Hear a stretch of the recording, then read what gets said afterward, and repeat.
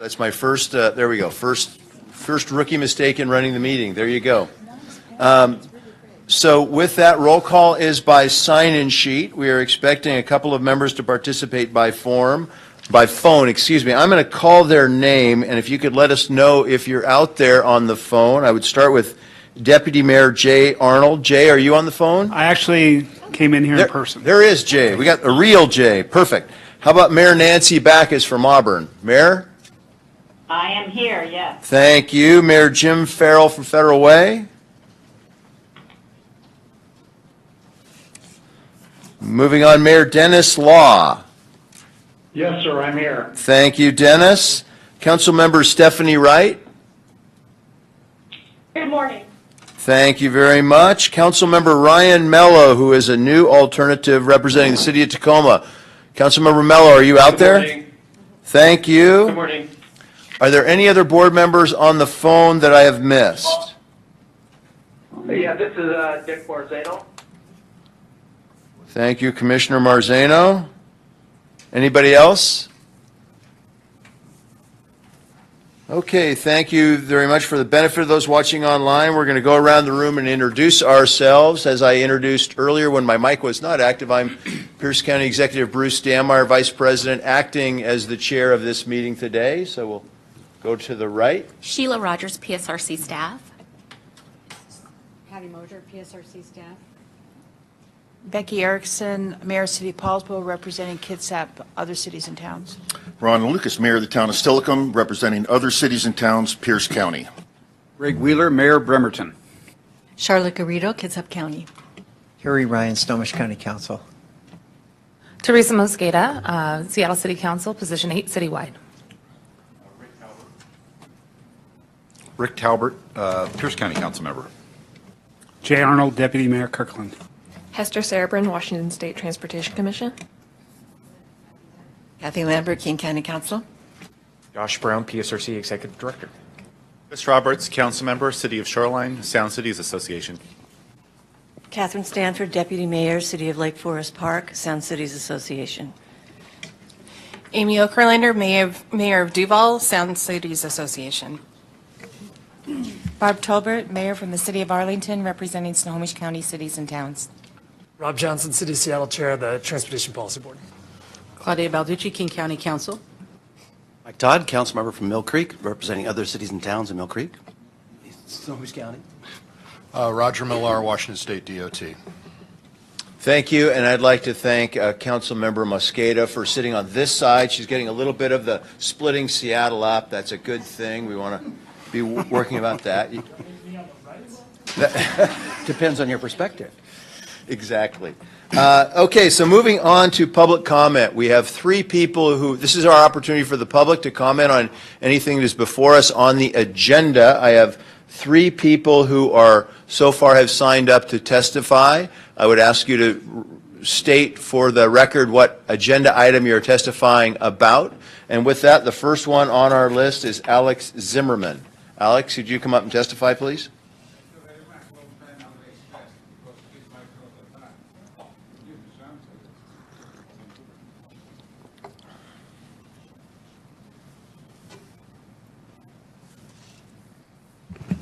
Hi, my dirty double-A Führer, a Nazi social democratic mafia with progressive Gestapo principle. My name is Alex Zimmerman, and I'm president of Stand Up America. First, what is I want to speak about this is about what is I see right now is come to Puget Sound for 4 million people is what is I call fascism with idiotic face. Classic example I give you right now.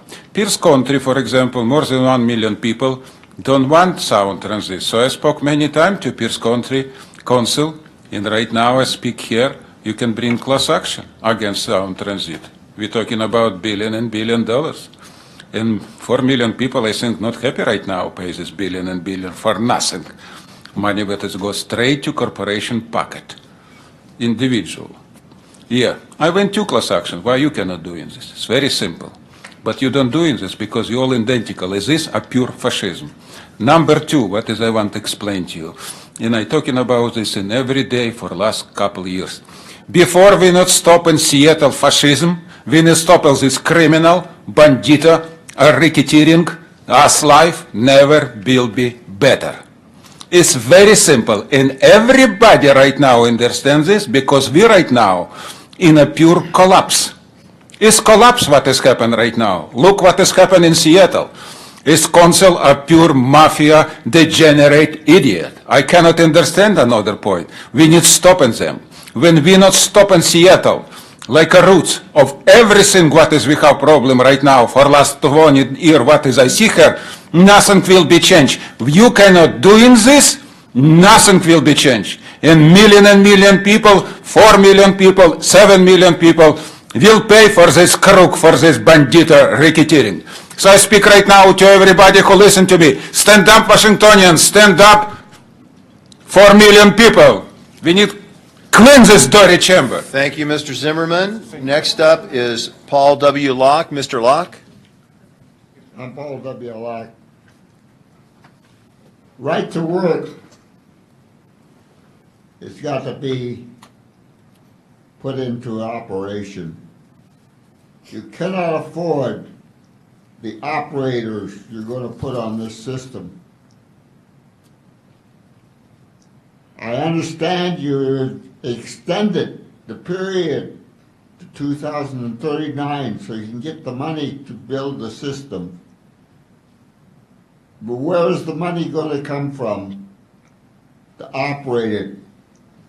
With expensive operators by union contract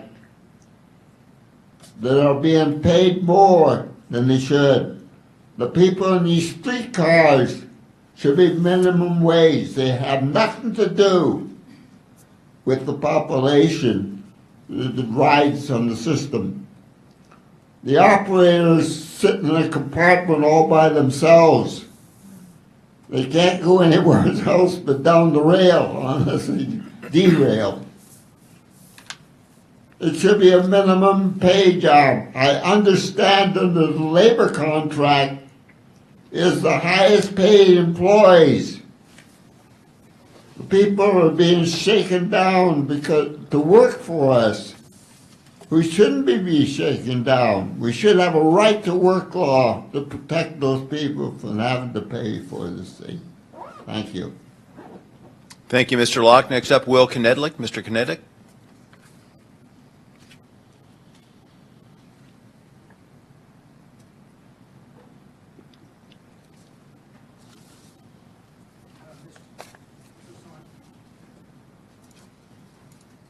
Okay. Mr. Chair, my name is Will Knedlick. I'm speaking to Agenda Item 8. I need to apologize for an orthographic error in the fourth paragraph and for the printer eating the last line of my testimony.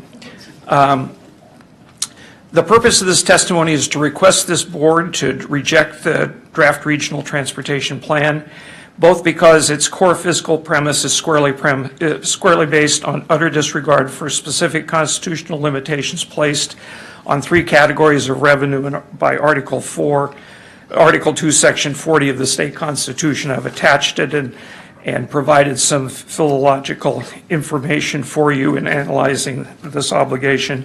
And also because the updates modus operandi rests upon contemptuous defiance for this MPO's direct statutory duty under RCW 4780.030 to develop and utilize a least cost planning methodology. No doubt can exist, as indicated in the third paragraph, after the interchange between Mayor Lucas and Kelly McGurty, that you're intending to violate the state constitution. The next paragraph sets out the particulars of that along with the attachment.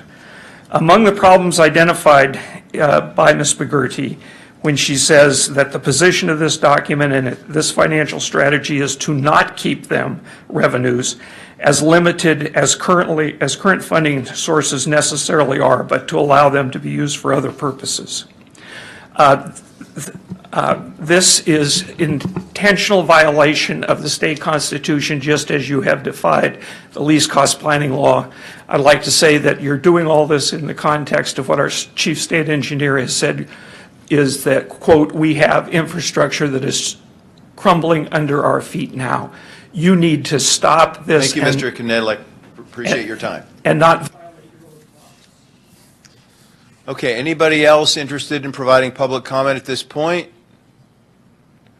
Seeing none, we'll consider the public comment portion closed. We're going to move on to the president's remarks, which at this point, Dave didn't give me any remarks, so we'll be exceedingly brief. Our last meeting went a little long and had a series of healthy debates, so we're going to kind of work. We have some of those items that have carried over to this meeting, including the budget item. We have a pretty good, strong agenda today, including the transportation item and some important updates from the executive director. So that will conclude my remarks, and I'll turn it over to Josh for his report. Excellent. Thank you, Executive Dammeyer. Thanks for pinch hitting this morning, and thanks for everyone being here.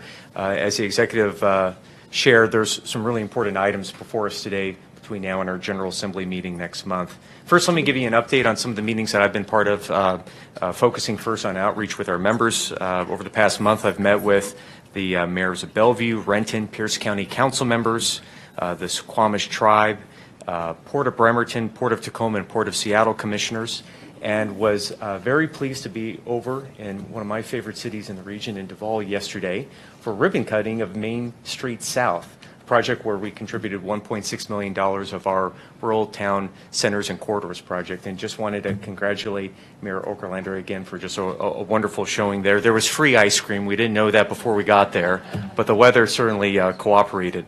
I was also over in Kitsap County at the KRCC meeting, and attended the Sound Cities Association monthly dinner, where a former member of this body, Marilyn Strickland, is now serving as head of the Seattle Metro Chamber. She gave a great update. Also, in terms of my involvement in other important regional issues, participating in the State Route 167, State Route 509 Executive Committee meeting held a couple weeks ago. I saw many of you there. A couple very important projects for our region that we're collaborating on. Also participated in the Joint Transportation Committee's air cargo study, a follow-up meeting that's looking at air cargo capacity and needs on a statewide basis. And Secretary Millar and a few of us, I'm looking at Councilmember Todd, who was there cheering us on. We participated in a League of Women Voters Transportation Forum held over in Linwood about a week ago, and it was a great turnout, a lot of people there. So as a reminder, our General Assembly meeting is coming up on May 31st. We already have a number of you who have already RSVP'd. This is our annual meeting where we take action on important items. We elect officers, take action on our budget, adopt regional plans at that meeting. We have a really fantastic location this year. Some of you may be familiar with the Sanctuary, which is along the northeast corner of 5th Avenue and Marion Street. This is Seattle's oldest downtown church. It's formerly known as the First Methodist Episcopal Church Sanctuary. That's where we're going to be having our General Assembly meeting this year. We're one of the first groups to host a meeting in this just amazing asset downtown that's been preserved right next to F5 Tower, one of the newest skyscrapers in Seattle. So it's going to be just a great General Assembly meeting, a great location. In anticipation of this General Assembly meeting, the nominating committee for officers will be meeting soon. The nominating committee consists of past PSRC President Mayor John Marchioni of Redmond, who will be chairing the nominating committee, along with Councilmember Claudia Balducci from King County, Councilmember Doug Richardson from Pierce County, Mayor Becky Erickson from Paulsbo, Commissioner Charlotte Garrido from Kitsap County, Mayor Victoria Woodards from the City of Tacoma, Commissioner Dick Marzano from the Port of Tacoma, Councilmember Terry Ryan from Snohomish County, and Mayor Cassie Franklin from the City of Everett. So they'll be meeting and bringing a slate of officers for consideration for the General Assembly at next month's General Assembly. A couple updates on work happening at our various policy boards. First up, for the Growth Management Policy Board, earlier this month, the Growth Board had a discussion focused on scoping for Vision 2050. It actually spent most of the meeting in breakout sessions, giving feedback and direction to staff on what should be built into that scoping element. You're going to receive a briefing on scoping for Vision 2050, along with some preliminary results from a Vision 2050 survey that we commissioned at today's Executive Board meeting. The Transportation Policy Board was certainly busy at their meeting from a couple weeks ago. The Regional Transportation Plan was the major action that they took. And for new board members Every 4 years, PSRC, as a metropolitan planning organization for the region, has to adopt and keep current a metropolitan transportation plan. So this is one of the major plan elements that we're required under federal law to accomplish.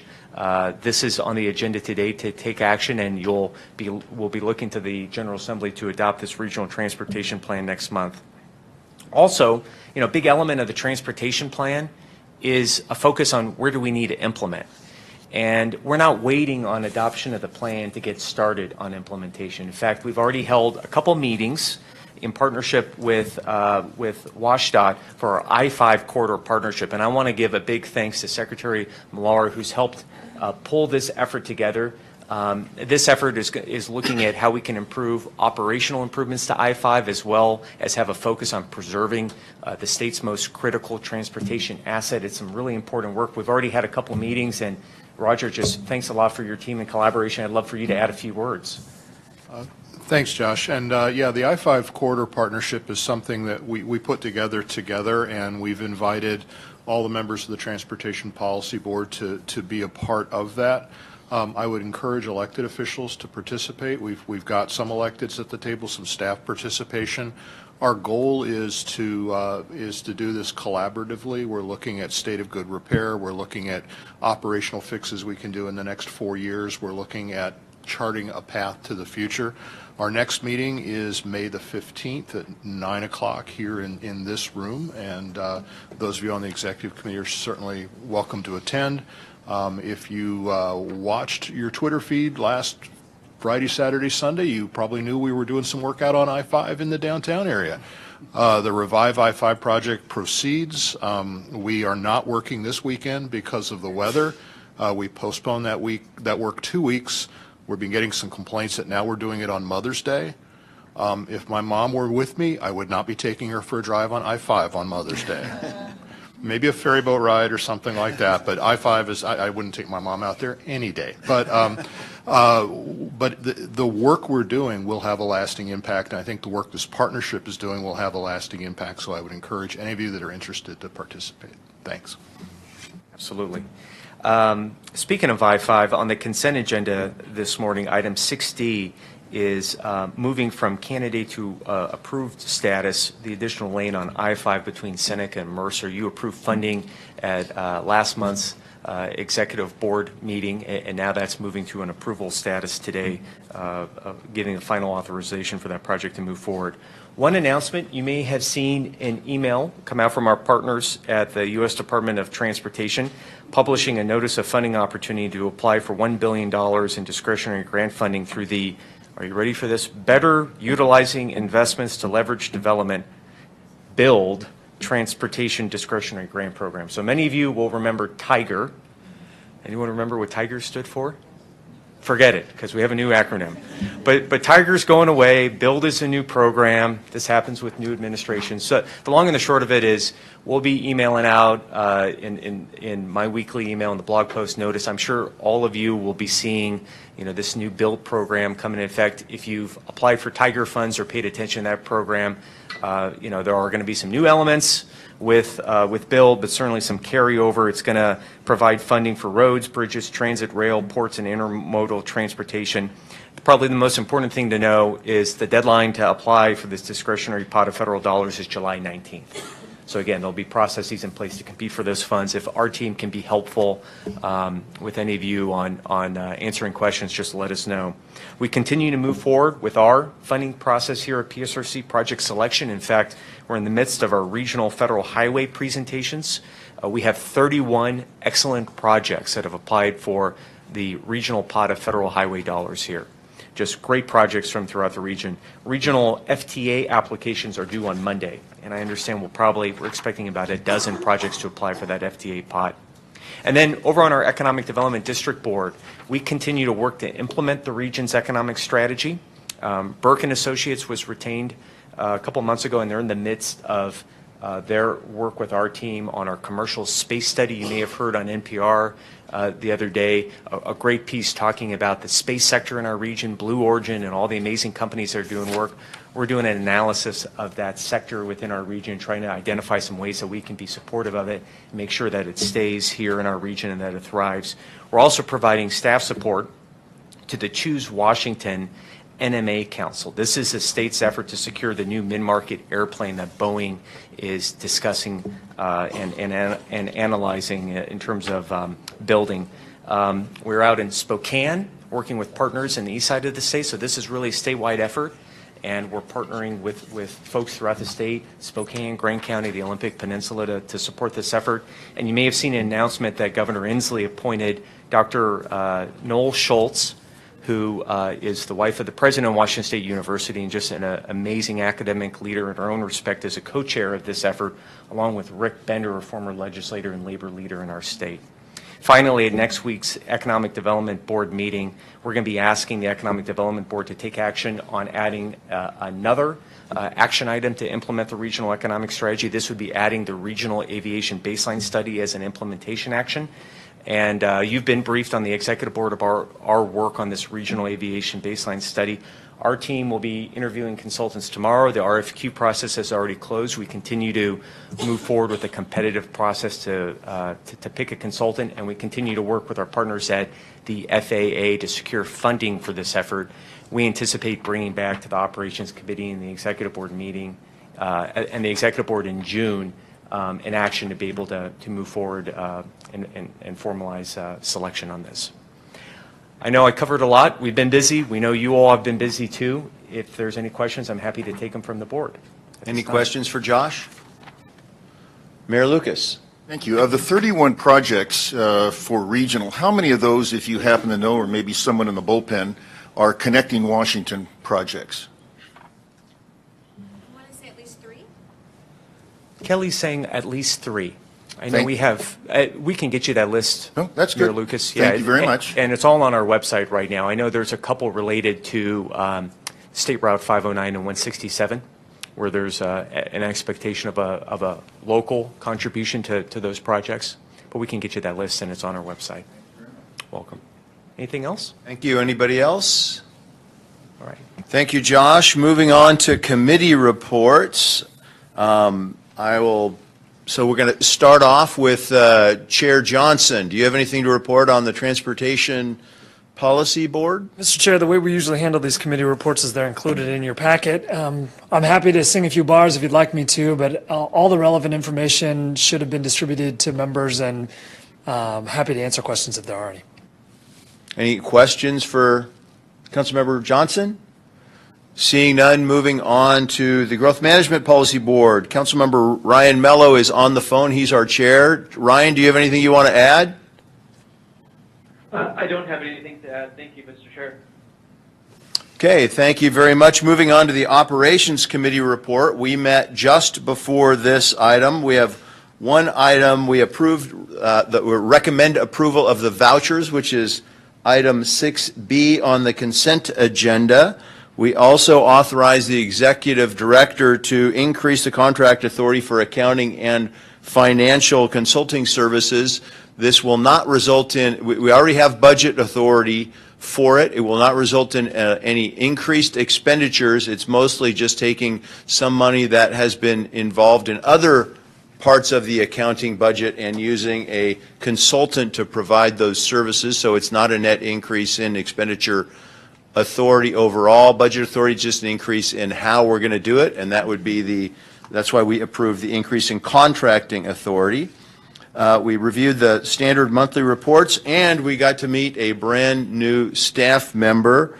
Thule, I would like to ask you to come up and see if you could introduce our new member to the committee.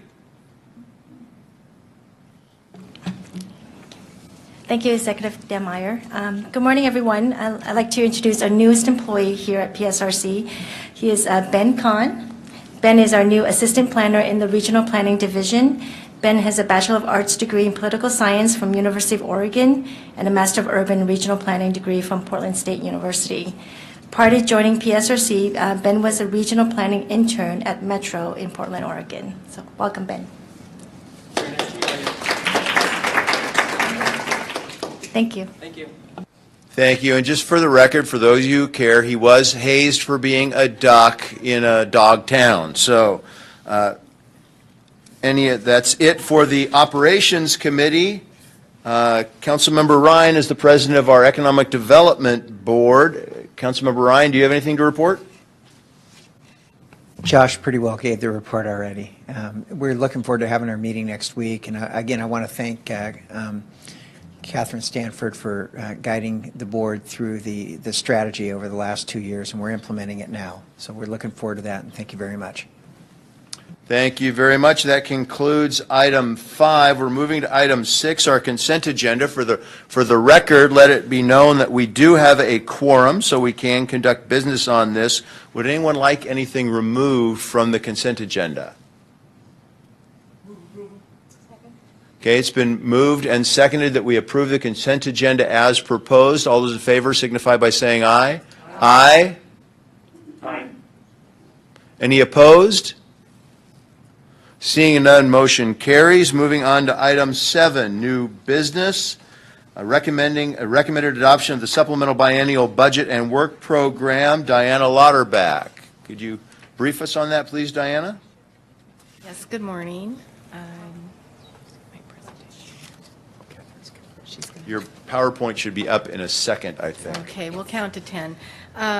So, as you know, we have a biennial budget and work program, and the one that we're currently operating from was adopted last year by the General Assembly in May. And so as we approach the midpoint, we usually do a supplemental budget to incorporate any changes in revenues or expenditures or work since the last budget. And that's what I'm bringing to you today.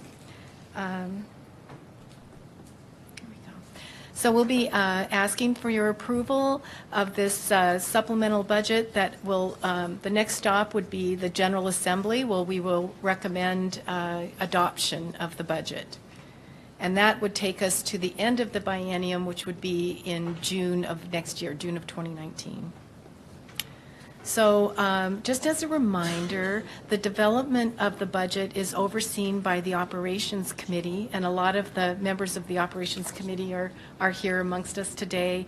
It's a very dedicated and hardworking group. This time, the budget work was a little easier than usual. It's pretty much a steady state budget. We didn't add a lot of work areas. There's no overall change in the revenues or expenditures. Some slight adjustments from one line item to another. But in general, we will just continue to build on and support the work that was in the budget that we adopted last year, and it's all spelled out in that integrated planning timeline. So here's a peek at the revenues, and as you can see, we've got 2 columns, one for the proposed budget, and the current budget is the one that was adopted. There aren't a lot of changes. We have $27.5 million in revenues and expenditures. And if there was just a slight change in, we retallied what was considered carryover. Some of it was economic development, and so it moved up into a different line item. Not anything too shocking here. But if you have any questions, I can answer. Any questions for Diana? This did come from the Operations Committee with a recommendation to the Executive Board that we approve it, with a recommendation to the General Assembly that they approve it. So what we're looking for, if there are no questions, is a recommendation that we forward this budget to the General Assembly with a recommendation that they adopt the budget as proposed. I've got a motion and a second. Any further discussion? As you can see, it's very minor changes, almost technical in nature. Thank you very much, and thank you to the members of the Operations Committee and the alternates. As you can see, here's a list of all the members. It's just a privilege to work with these people. So thank you very much. Thank you, Diana. Any other debate or discussion? Seeing none, all in favor signify by saying aye. Aye. Opposed? Motion carries. Thank you very much. Moving on to item 8, Under new business, recommended adoption of the Regional Transportation Plan. Kelly McGordy, could you brief us?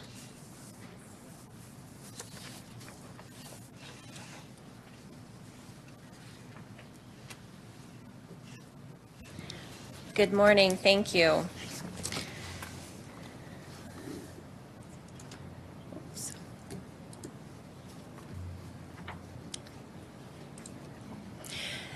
So just I'm going to walk through a couple of reminders. There could be some new folks in the room, but we are at the point of final recommendation on our regional transportation plan. We've been working with you all on this for about a year and a half now. We've had various presentations with you on the preparation of the plan, the investments that are included in the plan. In the fall, we provided the performance output of the plan. We've spoken with you about the financial strategy. We did release the plan for a 45-day public comment period. And we had an opportunity. We received a large amount of comments, and I'm going to just summarize them briefly in this presentation. But we're at the point now where we've gone through all that work. We've addressed the public comments. The Transportation Policy Board has recommended adoption. And at their meeting in April, they had a few more clarifications and corrections that we have made to the final document. And that final document with all of the appendices, A through R, I don't know what that count is, but a lot of them are posted on our website along with the report on the public comments. So I just like to walk through just a few reminders because it's been a while since we've kind of gone back to the basics here. These 5 items were kind of the keynote elements of the plan as we moved forward. There has been a lot of activity since 2010 with projects have been completed. As you can see from pretty much anywhere around the region, there's a lot of projects and construction underway, as well as a lot of projects that are now fully funded. The plan also wanted to recognize and address near-term gaps in performance and funding deficiencies, particularly for our cities and counties and local transit agencies. We wanted to get ahead on key issues such as maintenance and preservation and the needs of that. That is over 50% of the investment in the draft plan. Also, climate change and technology. Technology is definitely becoming a very hot topic in all of our conversations around the planning table. We also have certain federal and state requirements that we're meeting and administrative tasks. We have updated our project list as we do when we update our plan, so it's a refreshed version recognizing current and planned needs. We also have gone through our State Environmental Policy Act requirements. Kelly, just real quick on that showcase investments, we talked about this at a prior executive board meeting. The plan's about a $200 billion plan over the next 4 years in our transportation improvement program today. There's $17 billion worth of projects underway, over 600 different projects throughout our region, projects of all types. So Kelly's absolutely right. If we were here 8 years ago, the focus would have been on securing investments. We've secured a ton of investments of all types, and they're underway. That was a great segue, if I can get my mouse to work. There we go. Just kind of reminding folks and highlighting, Josh pointed out the tremendous investments that have been underway, especially in securing funding. So Connecting Washington, the Sound Transit 3 package, a variety of other local initiatives, the Kitsap Fast Ferry Plan. So a lot has happened just in the last 5 to 10 years. So when we talk about investments, I mentioned that maintenance and preservation and operations of the system represents over 50% of the investments in the plan, but the investments are multimodal and they cover all of these categories from state highways to cities to counties to local transit. Just touching again on plan performance, you received a presentation in October, I believe, on this, but the plan is making progress towards improving the transportation needs of the, I think, 5 million people that we're expecting in this region by 2040. So that's a million more people than today.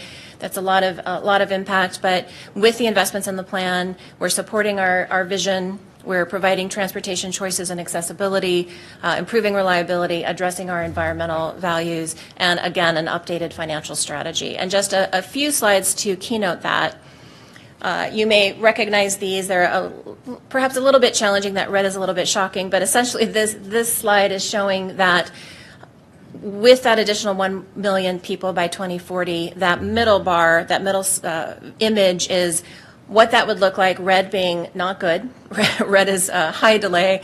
If we did nothing between now and 2040, that's what the impacts would be. And then the image on the far right, the improvements that we see with the plan. Certainly, we're not solving every problem, but we're certainly making significant progress. And then in terms of accessibility, we have a 50% increase in the both people and jobs that will have access now with the plan to frequent transit.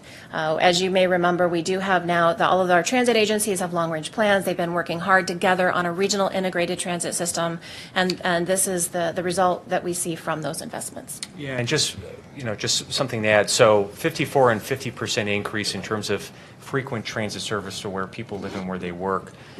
Our population in this period of time will grow by 25%. So transit accessibility, twice the rate of population.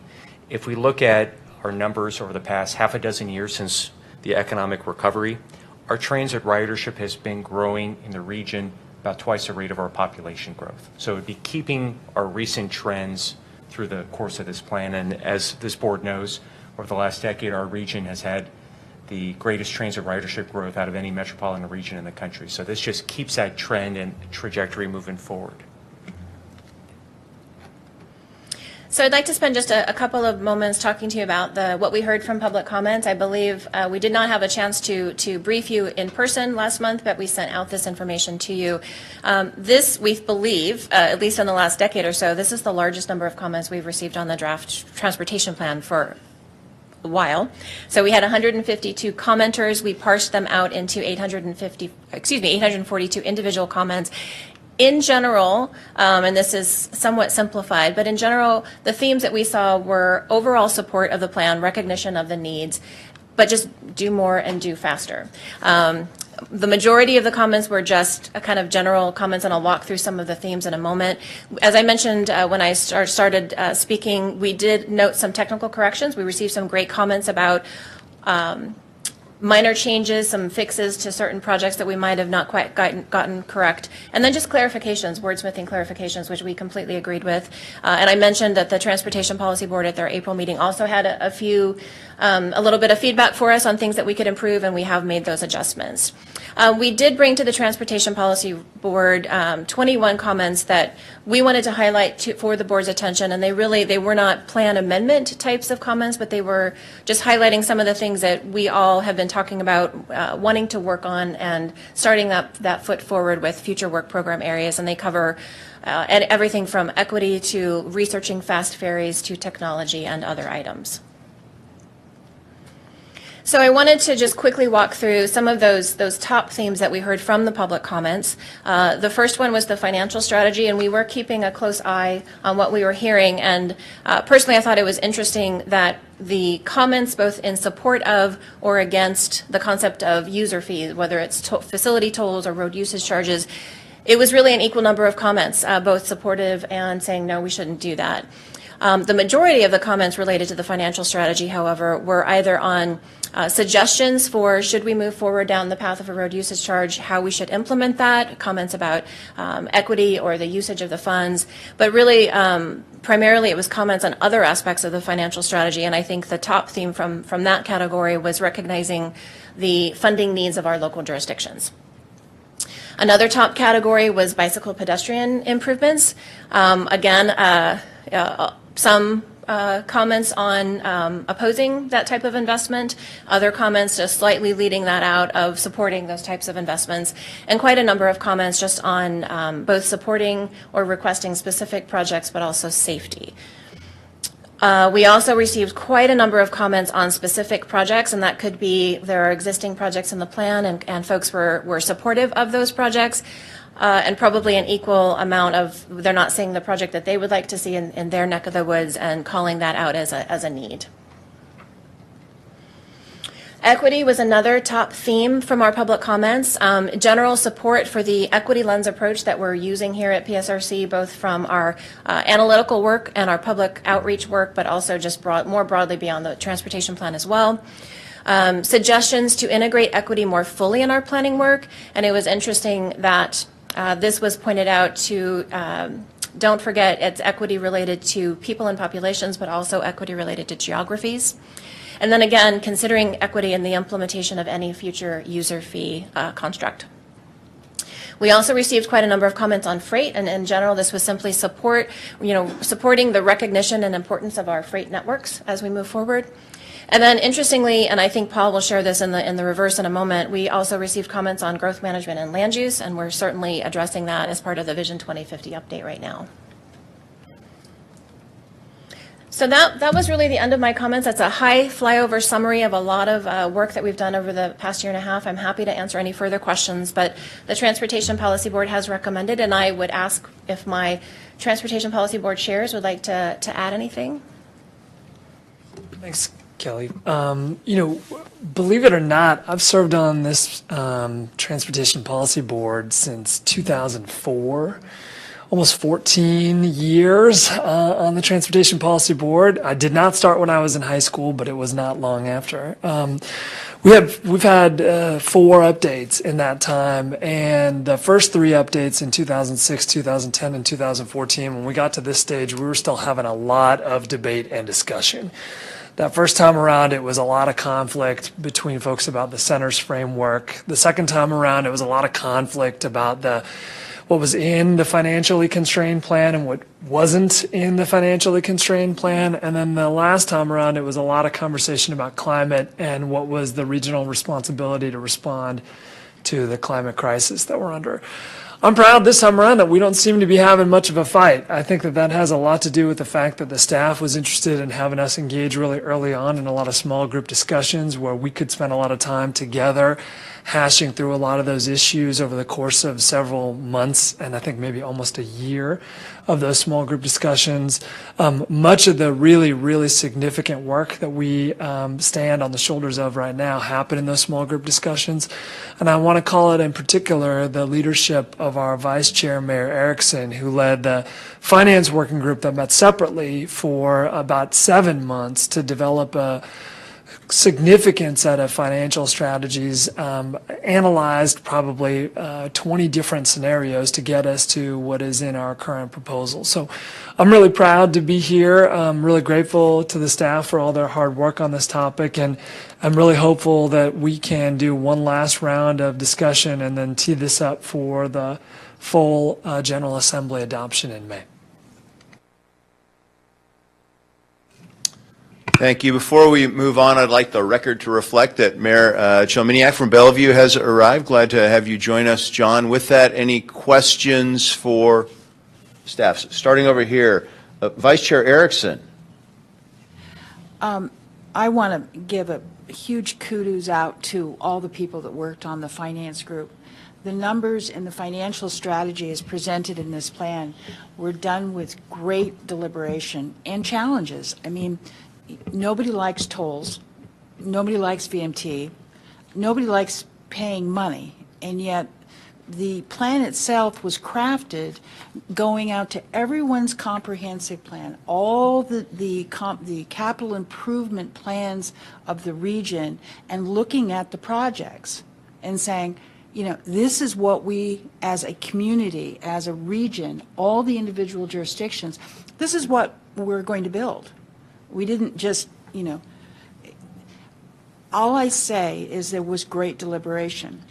The list was long of the wants. So, and these are sustainable, realistic wants because these are the basis of building the capital improvement plans for every jurisdiction.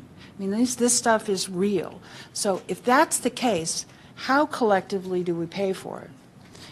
It was a challenging conversation. It took 8 months. We were about half electeds, half staff, and everybody asked a lot of really tough questions. And we got to what I think is a balanced, realistic financial plan. If you can put a balanced, realistic financial plan for $200 billion, okay, that is an enormous number. So I just want to say thank you to everybody that was involved. I want to also shout out to my chair, Rob Johnson, who had the smarts to ask for those small groups early on. And we met and we talked and we took information for all kinds of topics. And so there was a lot of resolution as we moved forward. So that was a very cool thing to do, Rob. and I appreciate you doing it. So, and I appreciate the staff support through the whole thing. So that's it. I'm proud of this plan. People did a lot of hard work, and I was really happy to participate in it. Thank you, Mayor Erickson. Before we go into general discussion, I'm going to use the chair's prerogative. What was the vote coming out of the Transportation Policy Board? You had one no vote. And that was? That was the representative of the Pierce County Council. Thank you. So moving on, Mayor Lucas. Thank you very much. Kelly, both you and I have probably saw this for the first time here today. Any thoughts on that is my first part about the comments. Is that correct as you remember it? I would clarify that the conversation that we have was certainly not about all of the current and existing financial tools. It was really talking about those new tools, in particular the road usage charge, which my understanding does not have those restrictions on them yet. Okay. The second thing is I've always been a believer that the way CMAQ is set up is a bridge for transit to come onto federal highway money, of which you don't really have to, if I quote you now correctly from meetings, you do not have to provide money to transit. But to my surprise, now that I'm on another board that meets this afternoon, there was a written into the legislation $600 million for education that Sound Transit will be putting out at some point in time, and where you get that data point to be able to give that money was a surprise. But the biggest surprise that we're also in housing with a continuation of the legislation, the RCW 81.112.305 parentheses 1 parentheses B, that there's a $4 million a year for 5 years to be given into TOD. Now, this is not a PSRC per se, but if you read what's in the document from 2015, it kind of opens up that TOD could come either through Sound Transit or from cities and towns anywhere to come in for federal highway money is what I see to support those projects. What has happened to date with the committee that was set up in 2013 on transit communities and so forth, with the thoughts about TOD and PSRC helping to fund part of that process? I know right now we're talking about transfer of property, either free of charge or leasing or something, but has there been any other discussion at other committees that none of us probably sit on, or some of us may? Thanks very much. I'm happy to address that, Mayor Lucas. In my previous life as a county commissioner, I chaired the Growing Transit Communities effort. So this was, by way of background, a grant-funded effort from our federal partners looking at how can we leverage transit investments in our region, how can we use this to help inform regional and local plans. A couple years ago, this body looked at whether or not you should use some of your limited federal dollars to make available a revolving loan fund for transit-oriented development. This body decided not to move forward in that direction. What's required under state law for the Sound Transit program is a whole different host of requirements that pertains strictly to the Sound Transit 3, and also some dollars that will be retroactively treated in terms of new requirements that the state has for that program. So to answer your question directly, no, you gave us clear direction that we wouldn't be using our federal dollars to create a transit-oriented development revolving loan fund. What you also, though, directed us to work on the staff level was to collaborate with other partners to help create a $5 million fund to be seeded with other dollars. And that had been created. I believe most of that funding has come from ARCH, from King County, from other partners, and that effort is underway, but with none of our dollars that we appropriate here at PSRC. Does that answer your question? Yes, thank you very much. Thank you, Mr. Chair. Thank you. Councilmember Talbert. Thank you, Mr. Chair. Pierce County will be voting in support of adoption today, but I did want to take a moment to maybe explain Council Chair Richardson's no vote at the policy board level.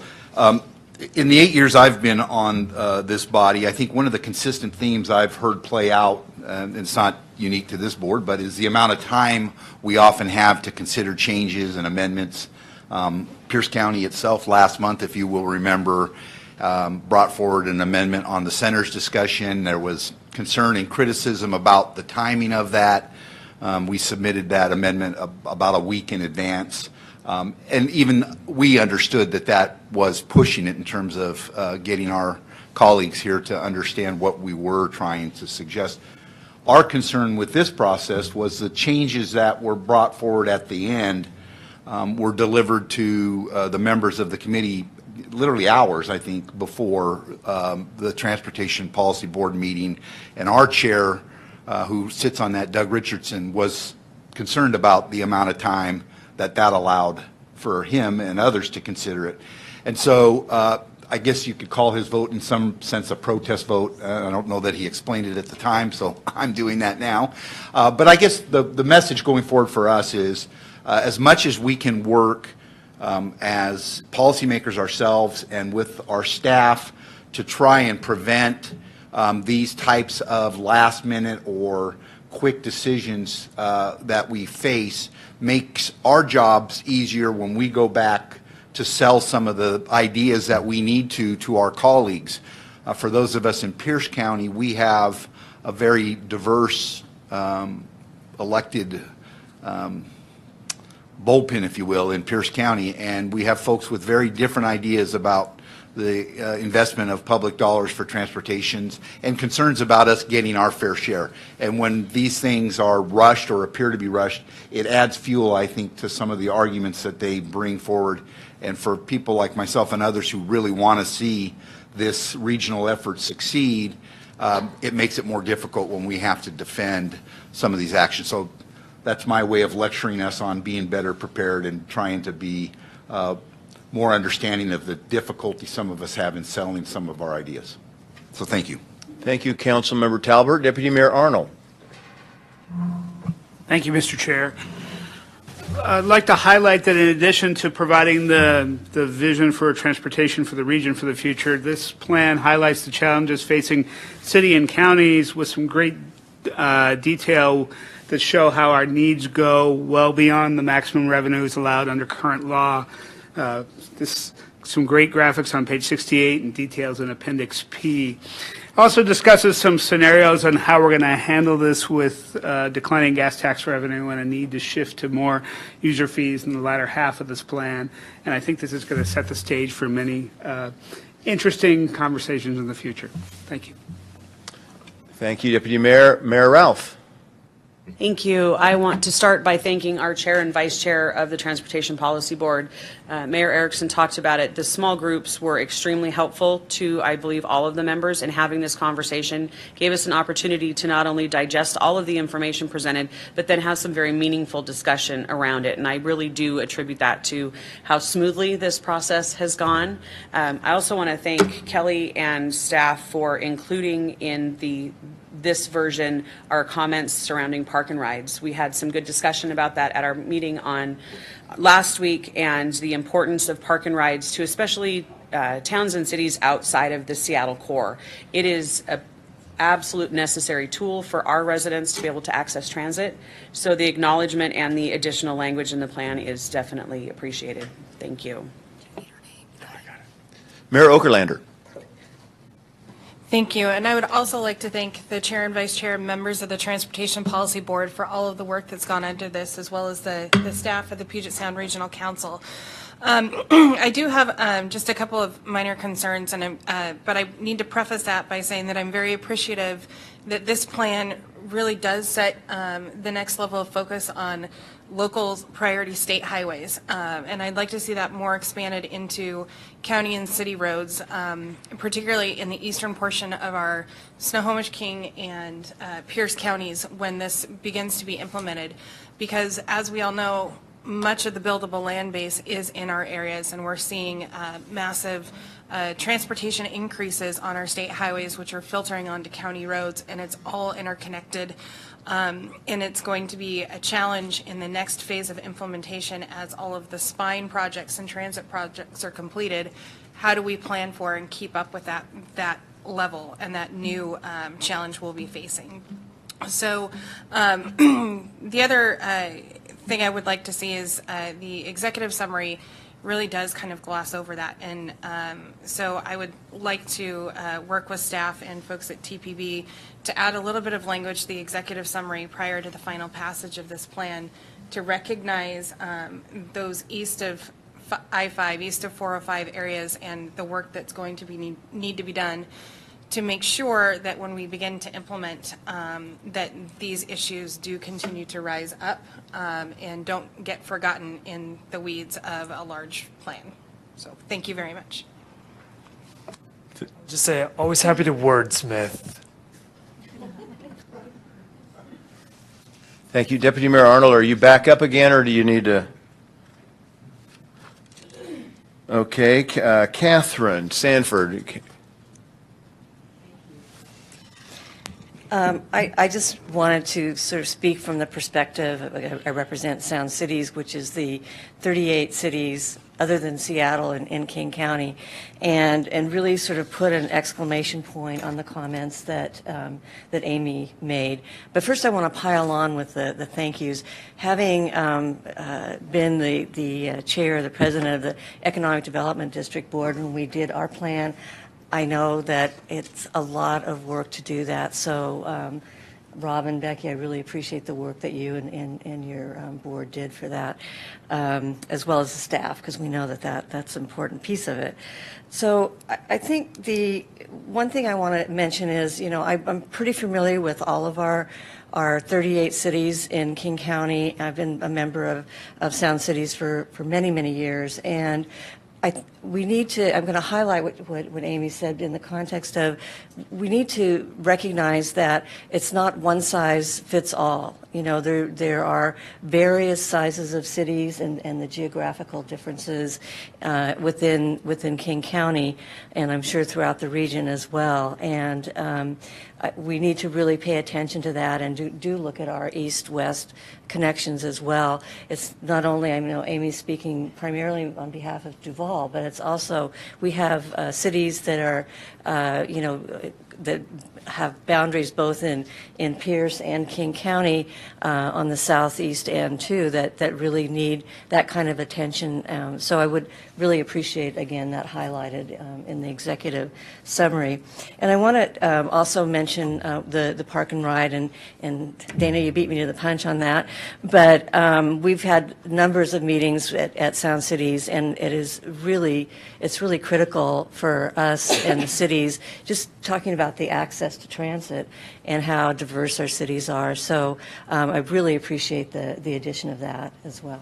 Thank you. Thank you, Deputy Mayor Stanford. Secretary Millar.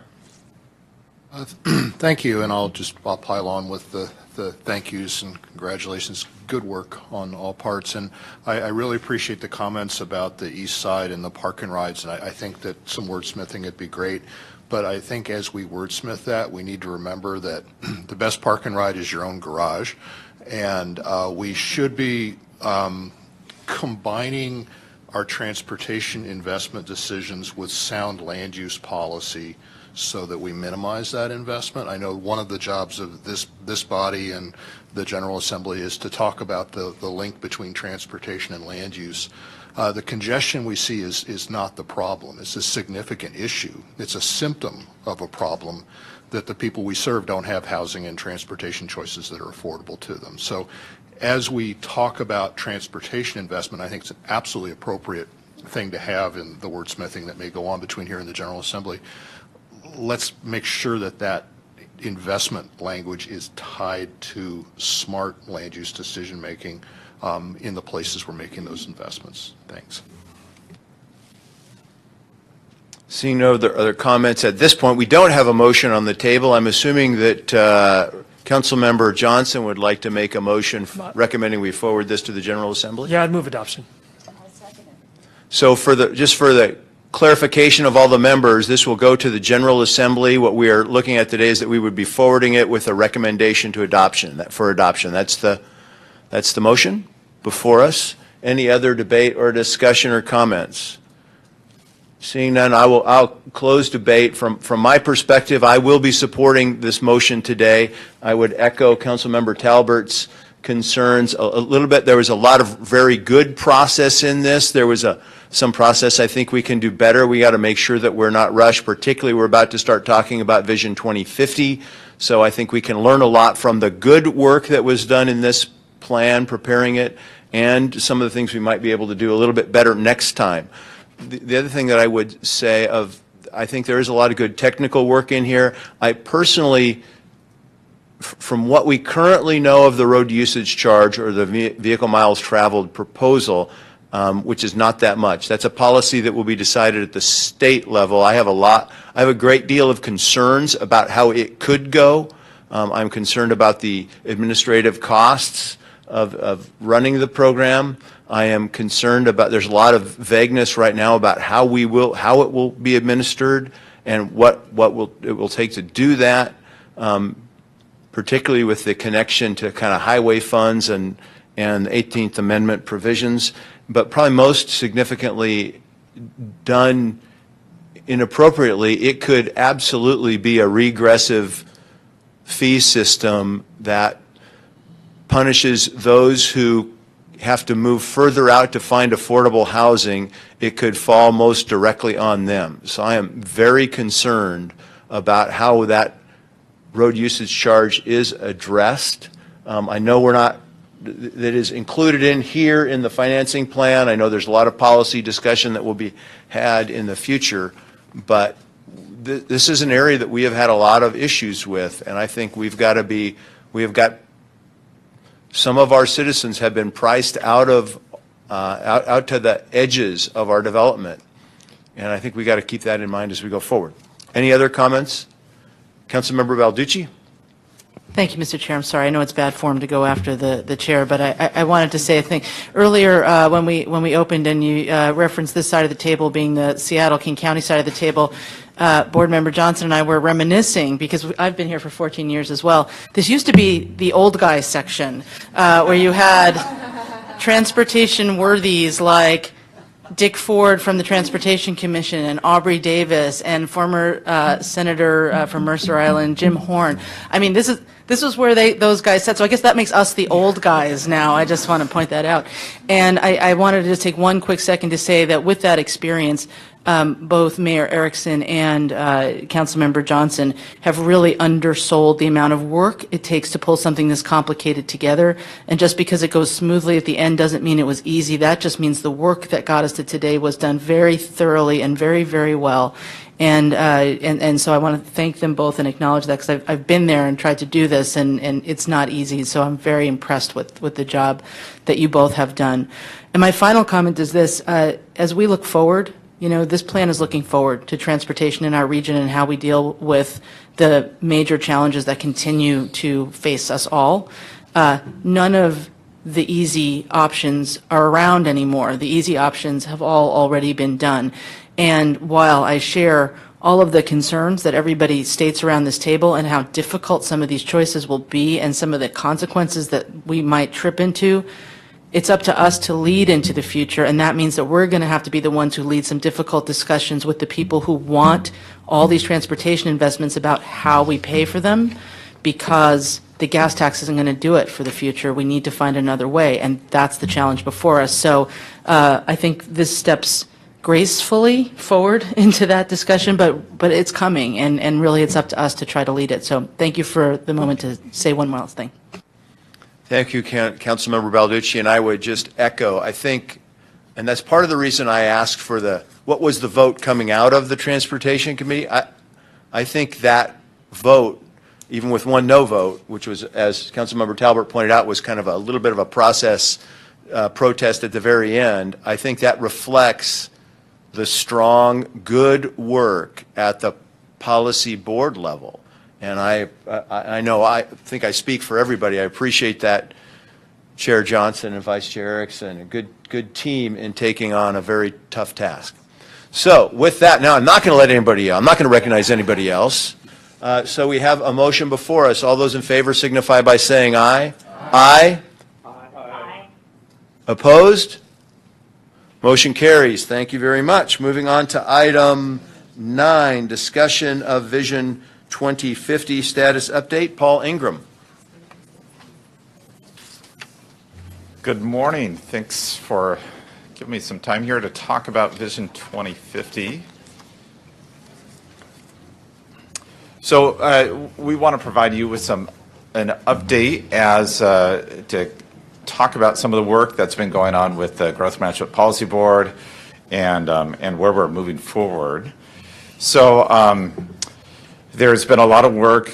The Executive Board first started us last July, and the weather outside is kind of reminiscent of that last summer start, where we said we were going to do, even as the regional transportation planning work was really in a significant period, that we would start background work, researching, developing some of the trends data. So we've been continuing that. You've seen the 2050 growth projections. We've shared those with you. We've also done some other data analysis. We've shared with the Growth Management Policy Board information about the performance of the regional growth strategy, how it's worked since adoption of Vision 2040 about 10 years ago. And then today, I really want to focus on sharing with you the scoping process, comments that we've received throughout the region, both from listening sessions and from comment letters and other communications, and then also a public opinion survey. So I want to share with you this latest work. So we held 5 listening sessions. Several of you participated or even hosted or spoke at some of these listening sessions. I want to thank you for that, and thank you for those of you that shared your facilities. We held listening sessions in Fife, Bremerton, Seattle, Redmond, and Lynnwood. We had about, and these dots show the home zip codes from where people attended from.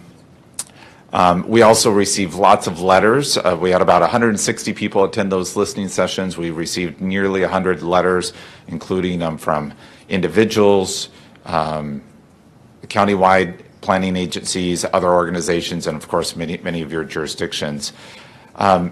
We took all of those comments from the letters, once we recorded in the listening sessions, put them into a database that staff created, and then listed them both by primary and secondary. And what we mean by that is if somebody made a comment, say, about the growth pattern, but they also talked about housing within that comment, we would maybe call that, say, regional growth strategy was the primary aspect of the comment, but they also had a secondary aspect related to housing. So sometimes comments kind of overlap or include multiple parts, and that's why we recorded both a primary and a secondary.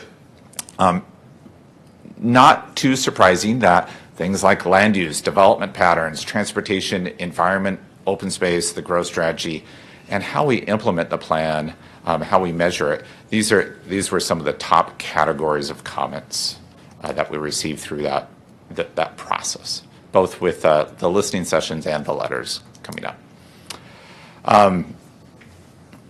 Roughly split between organizations, individual jurisdictions, and individuals, and about half the comments came out of the letters and half from the listening sessions. Looking just at the letters, the top comment was regional growth strategy, and that probably reflects that a lot of jurisdictions are really interested in what's Vision going to do with the growth strategy? How is it going to be adjusted? Or concerns that they have about how it's worked so far and how it coordinates with targets. I'll get to this again in a minute, but a lot of interest in the relationship between the growth strategy, the transportation network, housing affordability, some of the comments that even you were just talking about a minute ago. So in addition to doing that, we went out and we did a public opinion survey. While felt really good, we went out to, I forgot to mention, 28 different committee meetings in addition to board meetings, in addition to those listening sessions. So we heard a lot of great feedback, but we know that when we hold meetings, not everybody comes to our meetings. They don't really understand what we do or what our plan is. And so we also wanted to have a survey that went out to all 4 counties, and that would be statistically valid. So we asked broad general questions about people's thoughts about growth and development in the region, surveyed 2,000 residents, and had them surveyed across different sub-areas, so to ensure that we would have a distribution throughout the region. And these are the preliminary results, or a handful of preliminary results we received from our consultant, Cocker Fennessy. We've been working with them on finalizing the complete set of results, but these are a few that are really interesting to look at. So when we just ask people about the quality of life in the central Puget Sound, 65% say they have a good quality of life or an excellent quality of life. Yeah, I just would point out, we're trying to find the 6% that said poor, very poor. Right. That might be the weather, right? It might be. And we asked also for some of the negative responses, and we'll come to some of that. But yeah, I just would add, so when we've done these surveys, I'm making light of it a little bit. Yeah. There's only a few regions in the country when we've done surveys like this that have such a high love of the region. Our regions up there, San Diego, there's a few places in our country, but there aren't many. So when you have a 10-to-1 ratio of folks saying this is a very good or good place to live versus, folks saying it's poor or very poor, that's an enormous percentage of folks that really enjoy living in our region. That really, I think, speaks to our high level of quality of life, which we're always touting.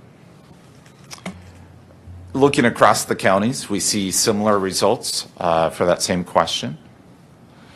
Why? Just as Josh was saying, asking an open-ended question to the survey respondents about, well, what do they like best? Why do they rate that high?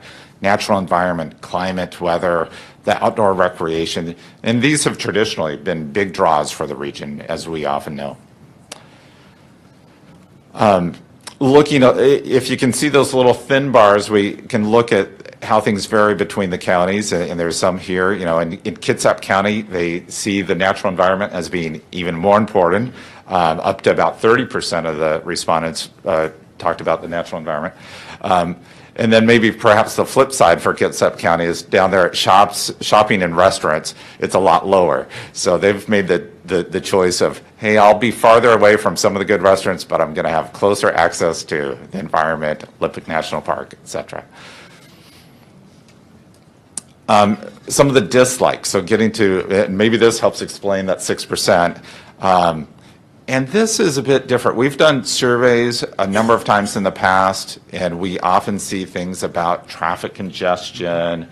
If the economy is poor, we see economy and jobs issues in this type of question. But cost of living really jumped up and jumped out as far as number of people that talked about cost of living in the region. And then also homelessness. Homelessness, I would say maybe, just anecdotally, 20 years ago, Pioneer Square, Steinbrook Park, up at the market, we saw homelessness, but really seeing a region-wide concern about homelessness, and that's showing up in the data here. Yeah, a couple years ago when we were all collectively working to get the state to pass a transportation package, we had done a similar survey, and what we heard from the region's residents, far and away transportation was the #1 issue. Of course, for many years up to that point, it had been the jobs and the economy due to the Great Recession. But now we've really seen a change where affordability has really elevated to that #1 spot. I think Secretary Millar may have. Yeah, let the record reflect that transit and transportation is not #1. and thank you very much. Yes, and very good, Secretary. For once. I'm sure it'll come back soon enough. And then just looking at... Quick question. I see a lot of people taking pictures of the slides. I'm assuming you can forward this presentation out to all the members? Yes. And it's available online? We'll have this posted on the executive board portion of the website. It's online right now. And again, we're just sharing kind of the tip of the iceberg, some early findings, but we'll be finalizing this and then making it available for our membership at a later date. Thank you. So for the record, it is available online right now? Yes, this presentation. Perfect. Yes, sir. Thank you. So just a little bit of the variation. Again, some of the kind of similar before. We see cost of living perhaps a little less of a concern in Kitsap County. Things are a little bit more affordable there. Looking at homelessness, highest in Pierce County. And that was perhaps a little bit of a surprise to us, but really see these concerns across the board. Josh and I joked about the the dislikes of the climate weather being higher in Kitsap County, even though they like the environment.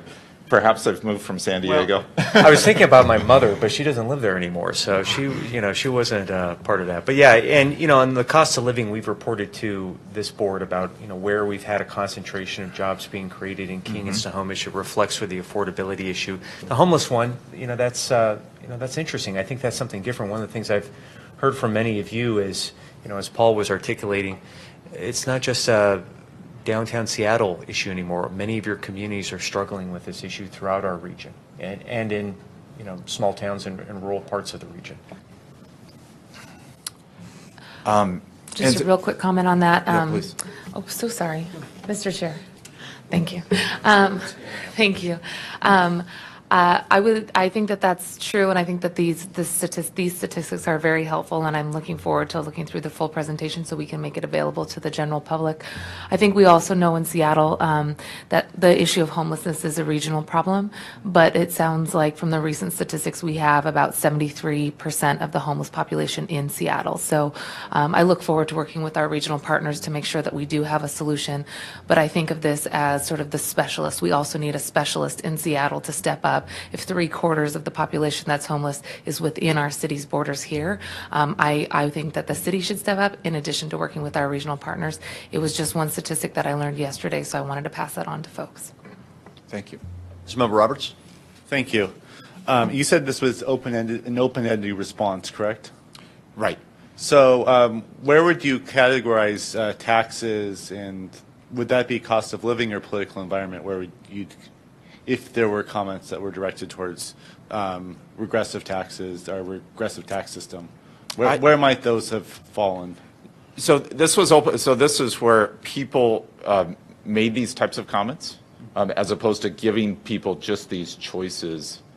So there may be taxes in another category that had less than 5%.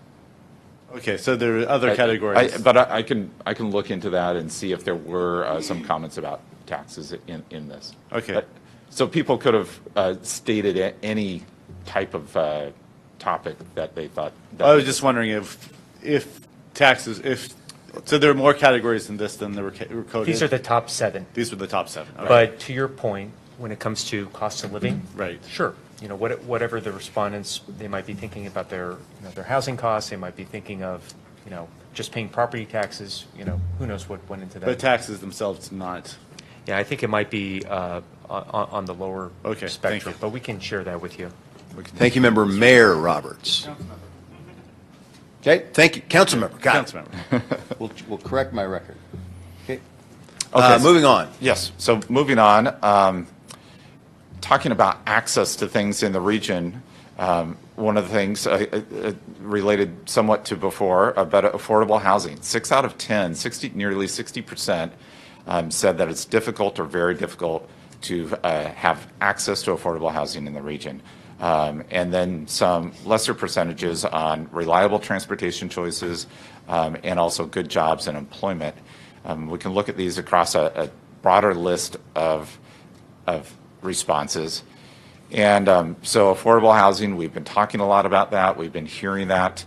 It's still really pretty surprising that it is as high as the 59% talking about not having access to affordable housing.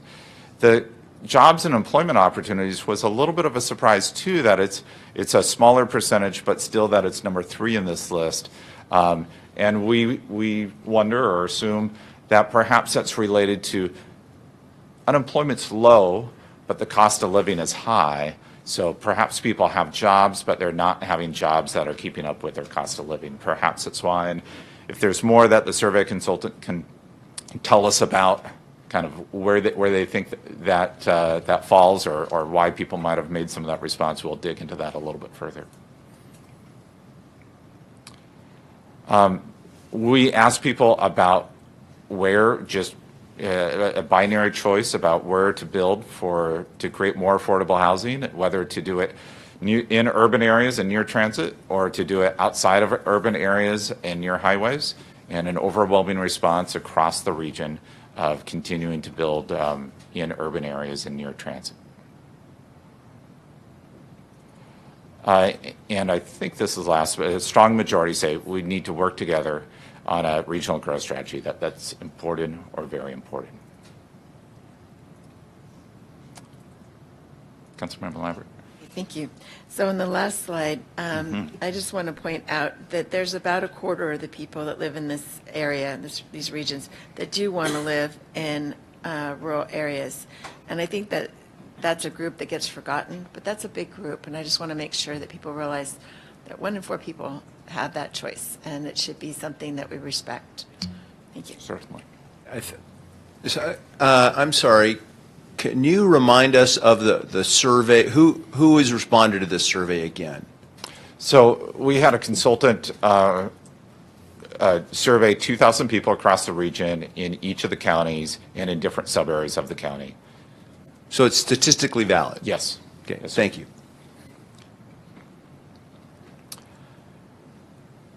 So this was the same as the previous slide, that 67% saying it's important, very important, to work together on a regional growth strategy, and broken down by the counties.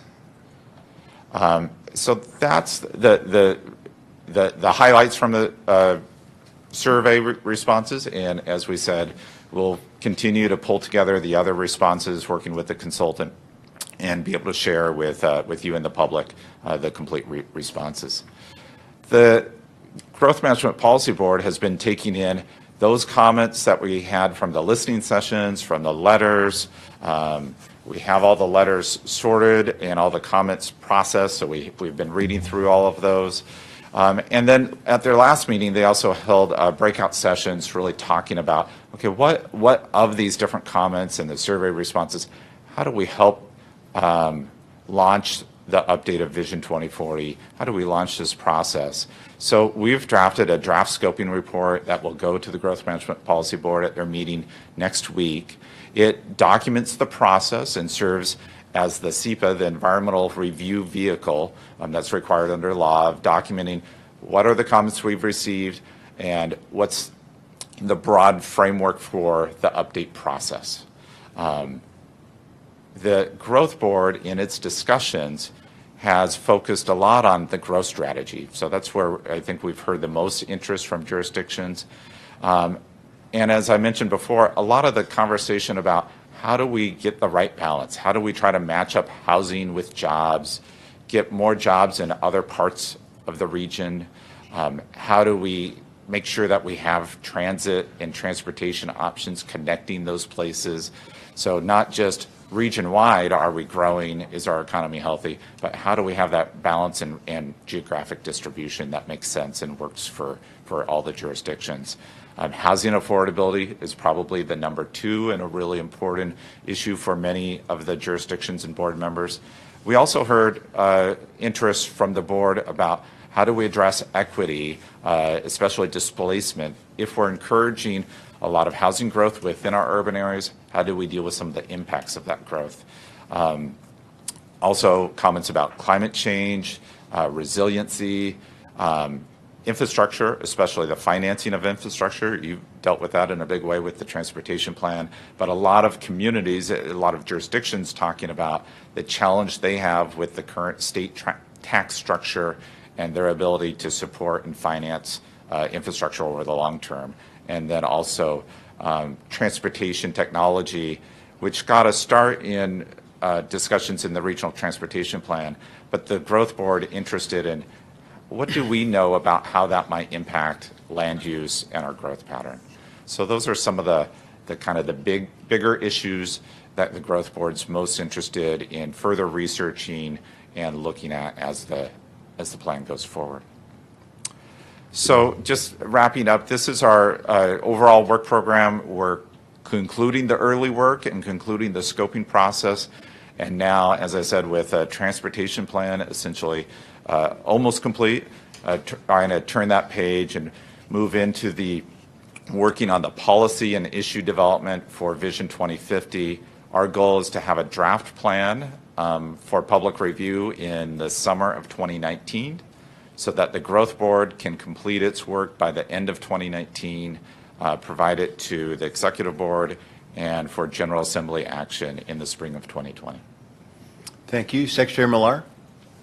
Yeah, this is great. It's good stuff. I'm glad to see the conversation. I'm hoping, since I don't sit on that particular board, that when you're looking at the issue of housing affordability and a lack of transportation choice, that we talk a little bit about the notion of driving till you qualify needs to kind of go the way of notions like rain following the plow. You know, the drive till you qualify legend assumes that the drive is free. And it's not anymore, just in terms of the cost of the drive and the time constraint of the drive. So I think part of that is as we're developing policy, thinking about that, and I think part of that is as representatives of the people we serve, that we have that conversation with people, that it's not a matter of driving till you qualify, because you get out there, you might do your house search on the weekend or in the evening, and then that first day going to work, oh my goodness. We need to have a more sophisticated conversation about that, like we're having the conversation about jobs, housing, balance. I'd encourage you guys to include that in the scoping. Seeing no other questions, my final question for you, Paul, would be, I know I would be interested in seeing the specific questions that were asked and the crosstabs from those. Is that information that could be made available to the board and to the public? Yes. So we'll develop, we'll have the full set of questions, but we'll also have a report that has crosstab information that we can share with you. Perfect. Thank you very much. I just want to finish with, so we did the survey through in a scientifically valid way with the consultant. We also took those same survey questions and we've put them on our website. And we'll continue to hold it on the website through for several months as we work through vision, so that we can continue to collect opinions from stakeholders and residents throughout the region. It won't be scientifically valid the same way that this survey was, but it will be another way for us to continue to collect feedback. One of the options we have here is that we've worked with some of our own staff at translating it into, I think, 6 different languages. So we also now have, we didn't have that as much with the statistically valid survey. We did do that in Chinese and Spanish. But here we have 6 different languages, so it gives us another tool of reaching out to communities that might speak a different language, and again, may not want to, say, come to one of our board meetings. We have this cute little bookmark. Feel free to take one, and it has the way to connect to the survey. So we'll be taking these to our different outreach meetings over the course of the spring and summer. Thank you. And you're going to keep the data sets between those that are statistically valid and those that are self-selected in separate? Yes. Okay, thank you. Any other questions? Seeing none, I thought we'd get done by 11:30, and we missed that, so I have to report that to President Summers. Councilmember Johnson. Just a good of the order item. On Monday, Cheryl Salties will be retiring, and she has served as the lead staffer for the Transportation Policy Board, I think, since the Puget Sound Regional Council was conceived in the early 90s, 1991, 1992, in that neck of the woods. So I just want to say a big thank you to her for her decades worth of service. And obviously she couldn't retire until we had passed this transportation plan out of the executive board. And now that we have, we'll be happy to watch her celebrate a well-deserved retirement. Thank you. We have 2 information items in your packet, so if you have any questions on those, get with staff afterwards. Any other good of the order items? Secretary Millar? Just real quickly, Councilmember Johnson's mention of retirement brought to mind that many of you know Lorena Ng, Northwest Region Administrator for Washington State DOT, is retiring May 11th after 17 years in that job and 39 years with the Washington State DOT. So you might take a moment to give her a call and say thank you very much for your service. Thank you very much. We don't have our meeting in May, but we do have the General Assembly meeting in May. I hope to see you all there. With that, we are adjourned. Thank you.